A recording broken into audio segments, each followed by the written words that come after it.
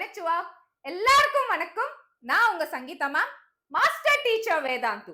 Guys, இன்னைக்கு நம்ம பார்க்க போறது நீட்டன் சொன்ன உடனே நம்மளுக்கு ஞாபகம் வர டாப் சப்ஜெக்ட் பயாலஜி. ஸோ அது பாட்னி ஜுவாலஜி சேர்த்து தான் நம்ம படிக்க போறோம்.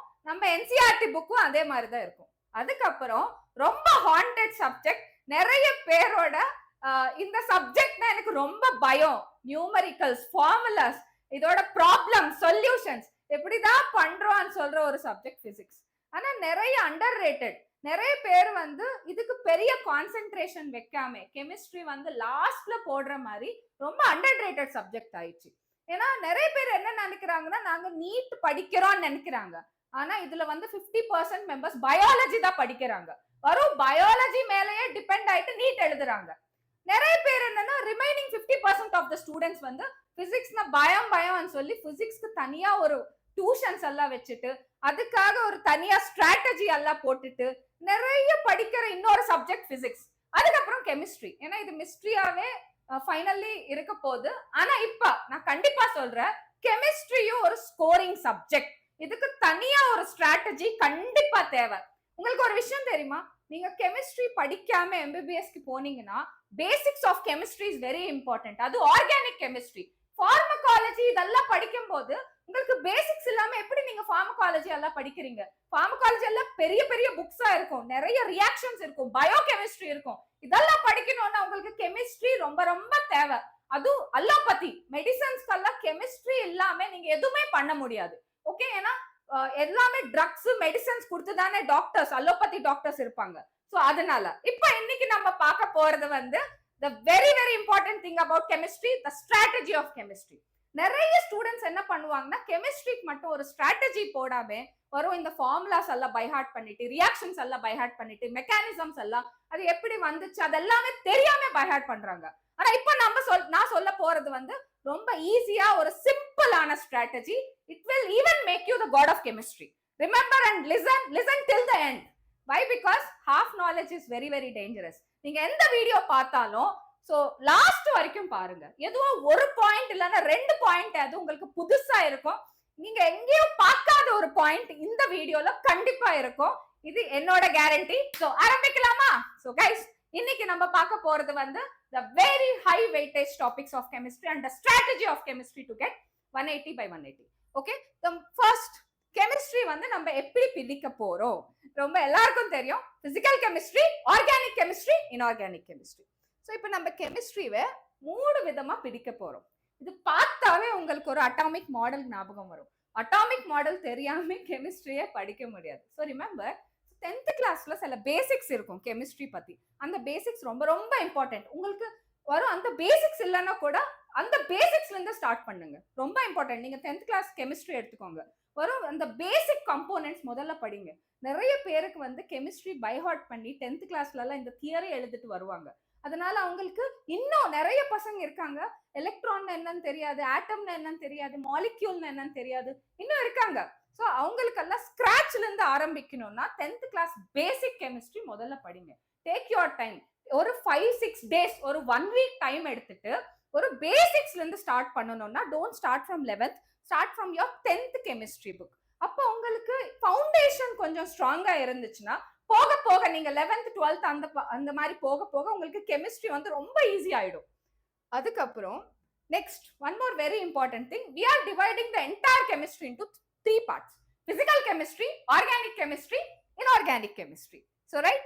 So இப்போ physical chemistry அன சொன்ன உடனே உங்களுக்கு ஞாபகம் வருது நியூமரிக்கல்ஸ். ஓகே? ஆர்கானிக் கெமிஸ்ட்ரி இது ஃபார்முலாஸ், நிறைய ஃபார்முலாஸ் இருக்கும். Inorganic chemistry mechanisms. ஸோ இதெல்லாம் எப்படி படிக்கணும்? So we are dividing the chemistry into majorly 3 parts, right?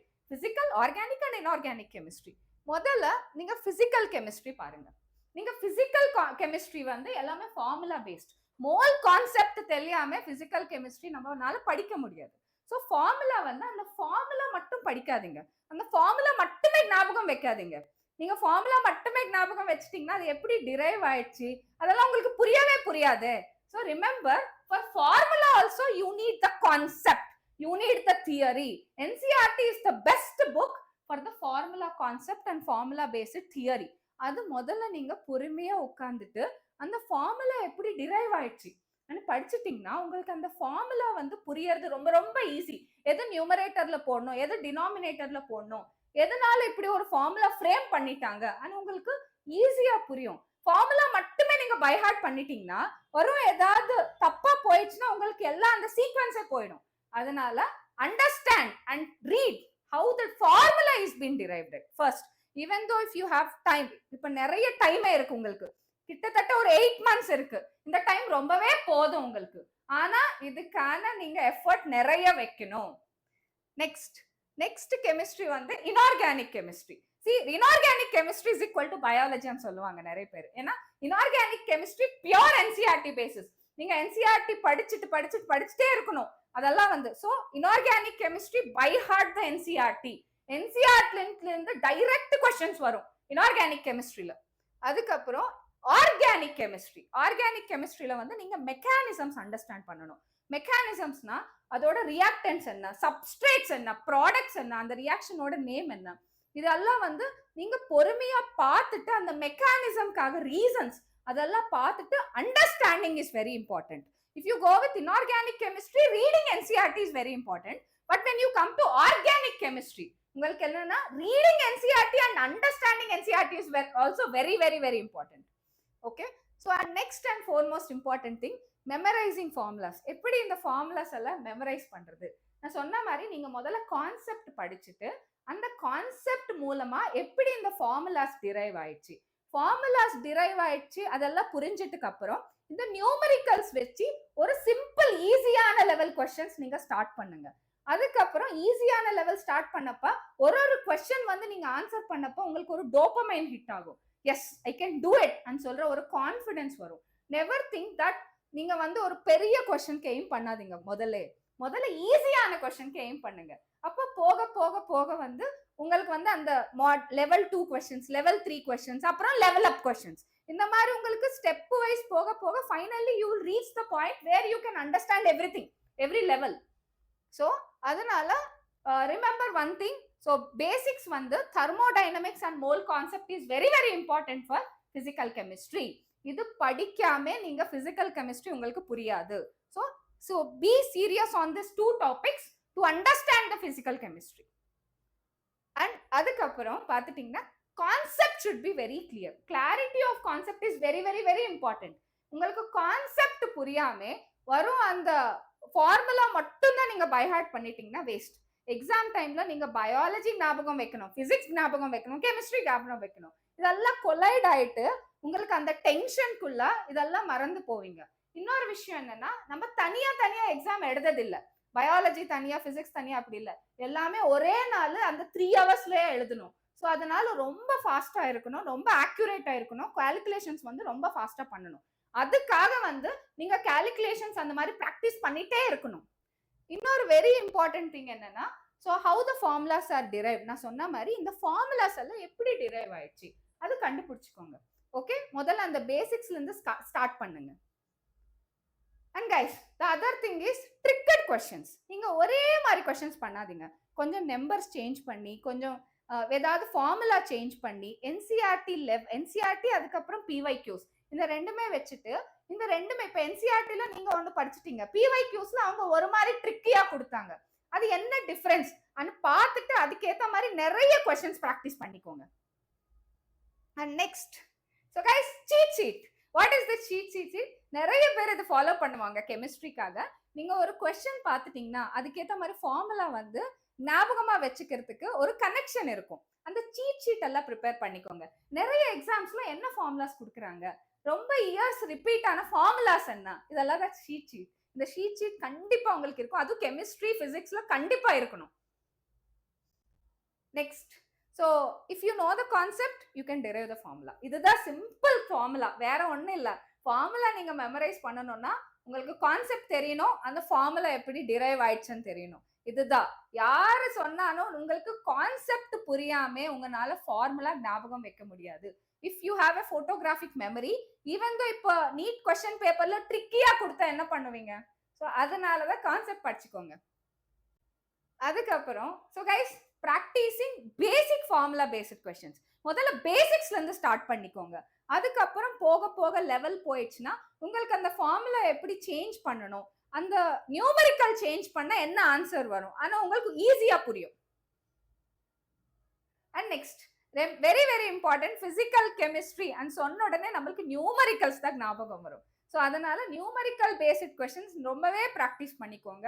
Give your time. நீங்க வந்து ஈவினிங் ஒரு 7 o'clock மேல கெமிஸ்ட்ரி எடுத்துட்டு படிச்சுக்கோங்க. ஏன்னா மார்னிங்ல இருந்து நீங்க பயாலஜி இதுதான் படிக்கிறீங்கல்ல, சாயங்காலம் ஒரு 7க்கு மேல இல்லைன்னா நிறைய பேர் என்ன பண்ணுவாங்க, இந்த மாதிரி கால்குலேஷன்ஸ் பண்ணணும்னா லேட் நைட் பண்ணுவாங்க. அந்த டைம்ல ரொம்ப சைலண்டா இருக்கும். ஸோ அதனால ரொம்ப கான்சென்ட்ரேஷன் இருக்கும். வீட்டுக்குள்ள கூட ரொம்ப சைலண்டா இருக்கும். அதனால ஆஃப்டர் 10 o'clock அந்த மாதிரி நீங்க ஸ்டார்ட் பண்ணி பாருங்க. உங்களுக்கு ரொம்ப இன்ட்ரெஸ்ட் வரும் கெமிஸ்ட்ரி படிக்கிறதுக்கே. ஸோ அதுக்கப்புறம் நீங்க கண்டிப்பா நியூமரிக்கல்ஸ் வந்து டிஃப்ரெண்ட் நியூமரிக்கல்ஸ் போட்டு தான் ட்ரை பண்ணணும். இப்போ ஒரு கொஸ்டின்ல வந்து 2 இருக்கு, நீங்க அதை 3 மாத்து ட்ரை பண்ணுங்க. இல்ல 5 இருக்கு, அது வந்து 10 மாத்து ட்ரை பண்ணுங்க. நீங்களே கொஸ்டின் போட்டுட்டு ட்ரை பண்ணுங்க. இப்போ நான் இந்த நியூமரிக்கல் மாத்தினா என்ன மாதிரி ஆன்சர் வரும் அனி நீங்களே ஓனா செக் பண்ணிக்கோங்க. அப்போ உங்களுக்கு அந்த ஃபார்முலா கரெக்டா, அந்த கான்செப்ட் உங்களுக்கு புரிஞ்சிச்சான்னு உங்களுக்கே தெரியும்.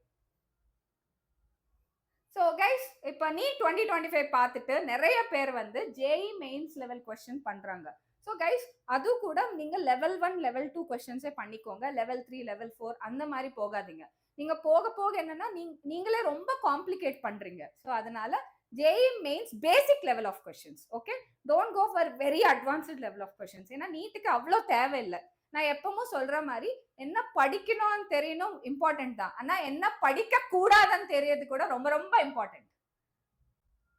And guys, next inorganic chemistry. Inorganic chemistry is equal to biology. எப்படி நீங்க பயாலஜில என்சிஆர்டி படிங்கன்னு சொல்லுவாங்க இல்ல, என்சிஆர்டி ஃப்ரேசஸ் அப்படியே படிங்கன்னு சொல்லி, அதே மாதிரி இன்ஆர்கானிக் கெமிஸ்ட்ரியும் பயாலஜி மாதிரி நீங்க அந்த ரியாக்ஷன்ஸ் எல்லாம் படிக்கணும், அந்த ரியாக்ஷன்ஸ் ஞாபகம் வைக்கணும், அவ்வளவுதான். So be sure that remember நீங்க படிச்சுட்டே இருக்கணும். படிச்சுட்டு ரீகால், அது ஆக்டிவ் ரீகால். நீங்க அந்த ரியாக்ஷன் பார்த்த உடனே உங்களுக்கு மைண்ட்ல அதெல்லாம் ஞாபகம் வரும், அதுதான் ஆக்டிவ் ரீகால். இப்போ எப்படி டெவலப் பண்ண சொல்லுவாங்களோ, இப்போ ரீகால் இல்ல, active recall. You have to active recall the concepts. And organic chemistry நீங்க பார்த்தா மெக்கானிசம்ஸ், அந்த மெக்கானிசம்ஸ்ல கண்டிப்பா நீங்க ஞாபகம் வைக்கிறது அந்த ரியாக்ஷனோட நேம், சப்ஸ்ட்ரேட்ஸ், ப்ராடக்ட்ஸ், அந்த மெக்கானிசம் நேம் என்ன, இதெல்லாம் கண்டிப்பா உங்களுக்கு ஆக்டிவ் ரீகால்ல அந்த பார்த்த உடனே உங்களுக்கு வந்துட்டே இருக்கணும். நிறைய கெமிஸ்ட்ரிக்கு வந்து, அதுவும் இன்ஆர்கானிக் கெமிஸ்ட்ரிக்கு போட்டோகிராஃபிக் மெமரி ரொம்ப ரொம்ப தேவை. Develop your photographic memory. அந்த நீங்க கண்ணை மூடி யோசிச்ச உடனே உங்களுக்கு அந்த ரியாக்ஷன் அப்படியே ஞாபகமா இருக்கணும். And guys, next remember structure of atom and molecular structure. இது பேசிக்ஸா நீங்க படிச்சுக்கோங்க, ரொம்ப ரொம்ப இம்பார்ட்டன்ட். உங்களுக்கு ஆர்கானிக் கெமிஸ்ட்ரி புரியணும்னா structure of atom and molecular structure. And the next very important thing, understand the mechanism. Mechanism understand பண்ணாமே உங்களுக்கு organic chemistry வராது. Okay? So next and very important thing, நிறைய பேர் ஃபாலோ பண்ற புக் இது, MS Chauhan. ரொம்ப டீப்பா படிக்காதீங்க, இந்த புக் வந்து ஒரு ரெஃபரன்ஸ் புக்கை வச்சுக்கோங்க. ஸோ இந்த நிறைய டாப்பர்ஸ் வந்து MS சௌஹான் தான் படிச்சுட்டு அவங்க நிறைய 150க்கு மேல மார்க்ஸ் எல்லாம் வாங்கிட்டாங்க. அவங்க என்ன சொல்லுவாங்கன்னா, இது வந்து கொஞ்சம் அட்வான்ஸ்ட் லெவல், நம்மளுக்கு வந்து கான்செப்ட்ஸ் எல்லாம் புரியறதுக்கு அப்புறம் ஒரு லெவல் 3 மாதிரி கொஸ்டின்ஸ் எல்லாம் MS சௌஹான்ல நல்லா இருக்கும்னு சொல்லுவாங்க. கைஸ், இப்போ வந்து நம்ம வெயிட்டேஜ் பார்க்கலாம். நீங்க பார்த்துட்டீங்கன்னா inorganic chemistry first year is 22% weightage, inorganic chemistry second year is 12%. So நீங்க எங்க பார்த்தாலும் ஈவன் பயாலஜி அதுக்கப்புறம் கெமிஸ்ட்ரி, இந்த ரெண்டு ஸ்கோரிங் சப்ஜெக்ட் இல்ல, இதுல ரெண்டுமே ஃபர்ஸ்ட் இயருக்கு தான் வெயிட்டேஜ் ஜாஸ்தியா இருக்கு. செகண்ட் இயர் விட நீங்க பாத்துட்டீங்கன்னா ஃபர்ஸ்ட் இயருக்கு ரொம்பவே வெயிட்டேஜ் ஜாஸ்தி. அதுக்கப்புறம் organic chemistry first year 8%, organic chemistry second இயருக்கு இங்க ஜாஸ்தியா இருக்கு 26%. So physical chemistry 17% first year, physical chemistry second year 15%. So நீங்க முதல்ல ஃபர்ஸ்ட் இயர் முடிச்சிட்டுக்கு அப்புறம் தான் செகண்ட் இயர் ஸ்டார்ட் பண்ணிக்கோங்க. Because basics are very important in physics and chemistry. Biology வந்து நீங்க ஒரு சாப்டர் எடுத்தா அதுக்கு பேசிக்ஸ் இம்பார்ட்டன்ட் தான், ஆனா வந்து ஈஸியா புரிஞ்சுக்கலாம். ஆனா பிசிக்ஸ் கெமிஸ்ட்ரி அப்படி கிடையாது. பேசிக்ஸ் இல்லாம நீங்க வந்து ஹையர் லெவலுக்கு போறது ரொம்பவே கஷ்டமா இருக்கும். இந்த டெர்மினாலஜி அதெல்லாம் வந்து ரொம்ப ஹெல்லா இருக்கும். என்னடா இது, நான் எங்கேயும் கேள்விப்பட்டலையே இந்த மாதிரி டெர்மினாலஜின்னு இருக்கும். ஸோ அதனால நீங்க முதல்ல பேசிக்ஸ் எல்லாம் படிங்க. இது வந்து சில கொஞ்சம் டீவியேட் ஆயிட்டே இருக்கும். ஆனா வந்து நீங்க நிறைய இன்ஆர்கானிக் கான்சென்ட்ரேட் பண்ணணும்.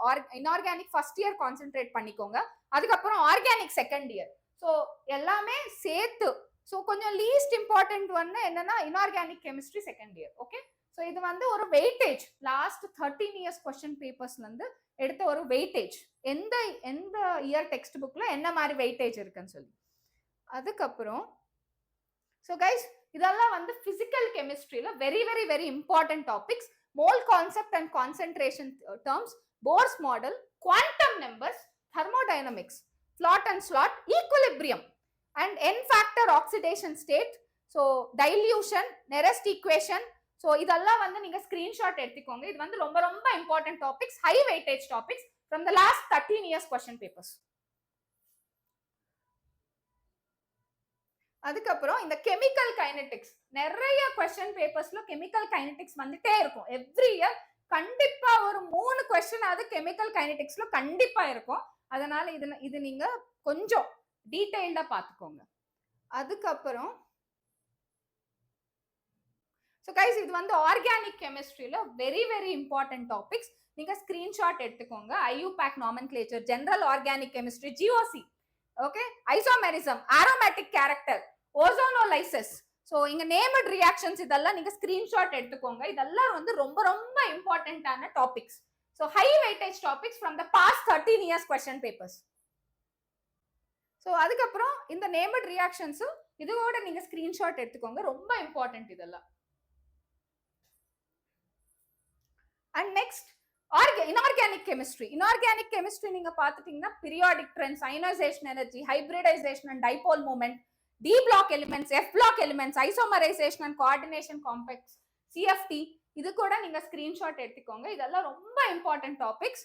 ஏன்னா கெமிஸ்ட்ரி வந்து ஒரு ஸ்ட்ராட்டஜி எல்லாமே படிச்சா ரொம்ப ரொம்ப ஹெல் மாதிரி இருக்கும். அட என்னடா இந்த டாபிக் ரொம்ப மெஸ் ஆயிடுச்சேன்னு சொல்லி.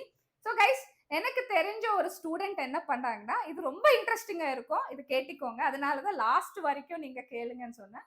ஸோ ரிமெம்பர் ஒன் திங், ஒரு ஸ்டூடெண்ட் வந்து நான் ஆஃப்லைன் சென்டர்ல ஒர்க் பண்றப்ப அவங்க வந்து ஒரு இன்சார்ஜுக்கு வந்து அவங்க பேர் எல்லாமே ½ mv² வச்சுட்டாங்க.